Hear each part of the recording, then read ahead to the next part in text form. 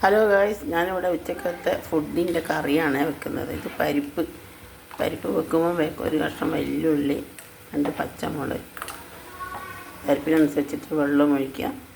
എന്നിട്ട് കുക്കറിലിട്ട് വെച്ച് തേങ്ങ ഒഴിച്ച കറിയാണിത്. ഇത് ബീൻസിൽ ഇച്ചിരി ഒരു കഷ്ണം വെല്ലുള്ളി, 2 പച്ചമുളകും, കടുക്, നെയ്യ് വറുത്ത് അതിന് ശേഷം ബീൻസ് ഇട്ട് വേവിക്കുന്നതായിരുന്നു.